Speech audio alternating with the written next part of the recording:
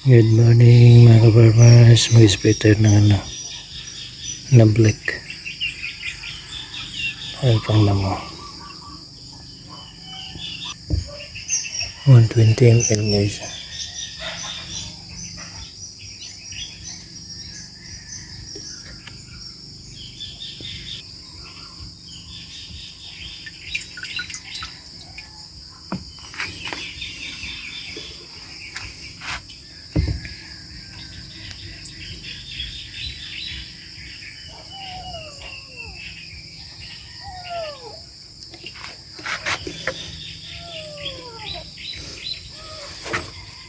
Yung isa. Ayan.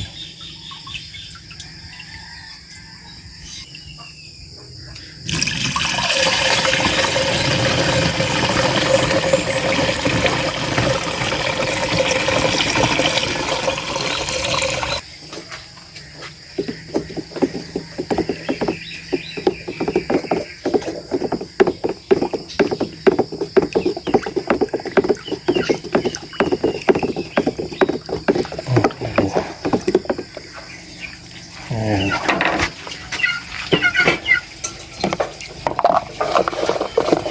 18 liters guys.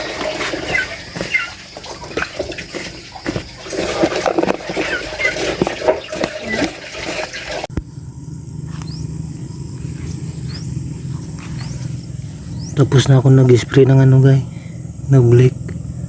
Pero kaninang tanghali na ulanan to, pero hindi naman malakas. Pero sabi doon sa instruction 1 to 2 hours effective na. Ang daming damo guys, puro damo yan, nakikita nyo. Ito lang yung palay, puro damo. Tingnan natin guys after after 3 days, 5 days, 7 days malalanta na daw. Mahal masyado guys ang nublik. 2,800 dito sa amin. Ayan, parang wala kang makitang palay nito.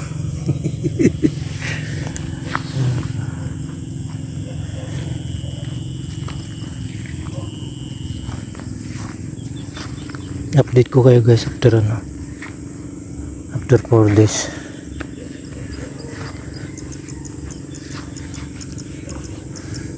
Grabe, kapal ng damo. Dito lang naman yung makapal ng damo Parang nalalanta na siya Ito lang yung palay. Yan.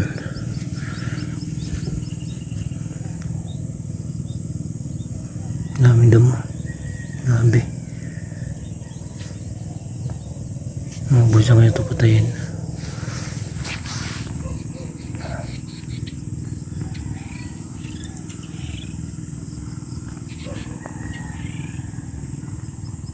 Good morning mga ka-farmers. 1 week guys after na nag-spray ako ng noblik. Yung tawag nila na pagay-pagay. Kaya niyang patayin. Yan.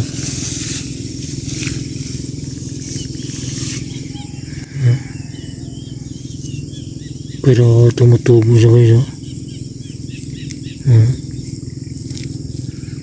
Putol na siya pero tumutubo siya.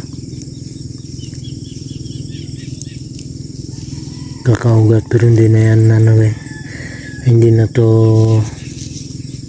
nahabol. Makakahabol sa palay. Dami itong to guys. Pagay-pagay.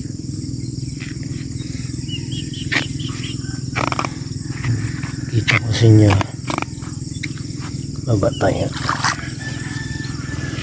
Puro pagay-pagay ito guys. Patay siya.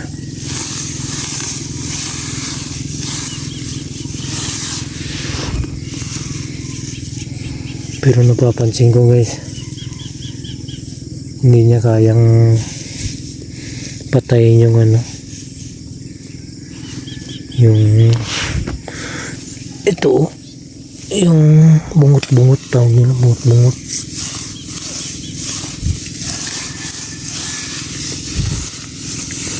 Mga grasses kaya niyang patayin. Yan.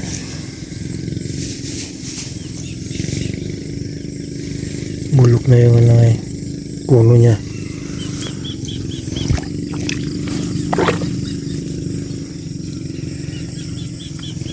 Ang kapal dito guys nung ano, nung hindi ko pa na-inspiran, kapal ng grasses. Pero yung bungot-bungot ngayon tawag nila, hindi niya kayang patayin. Noblik. Tulad nito, hindi niya kaya patayin. Namula lang siya, nag-iilo tapos bubuhay ulit.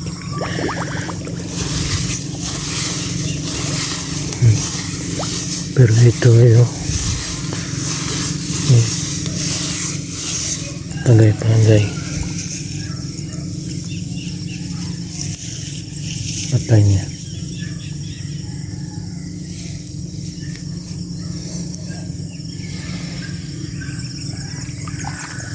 Dami tula dito eh.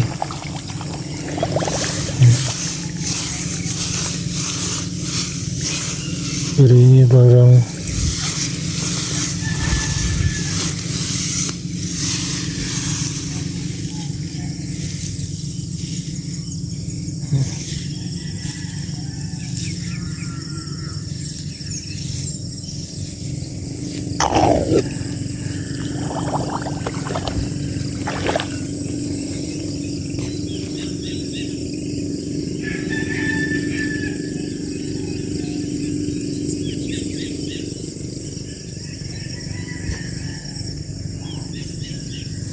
may buhay pero yung hindi siguro natamaan.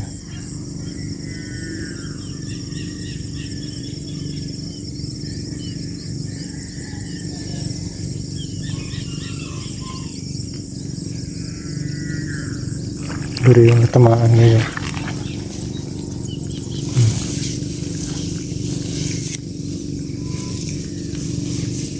patay yung damo, yung grasses. Pero yung sidges niya kayang patayin. Yun o. Dapat taluan ng ano, 2,4-D.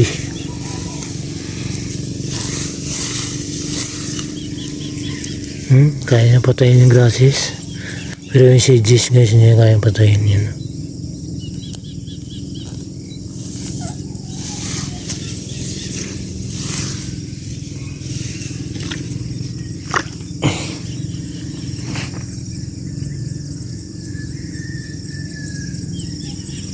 Dapat may ano siya, may 2,4-D.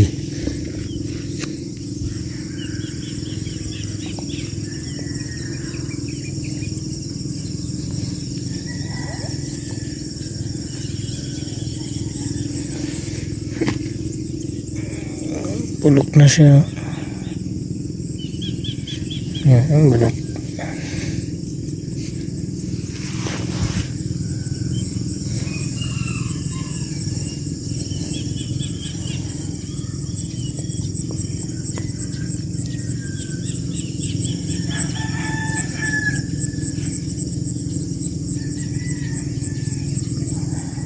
Okay guys, salamat sa panonood.